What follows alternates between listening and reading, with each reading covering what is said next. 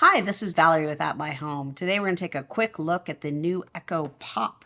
So this is a little tiny Echo device, and let's open it up and see what it looks like. All right, it's got a nice little pull tab here on the front so we can open it up. And now this becomes, I think, the smallest and the entry-level Echo device from Alexa. Ooh. It's very small, it's very light. It's got a nice mesh cover. It's got a little bar here, that must be the indicator light, and it's got a mute volume buttons here on top. It's very small. It's kind of a cute color. And that's it. It comes with the power cord and some important information and a little quick start guide.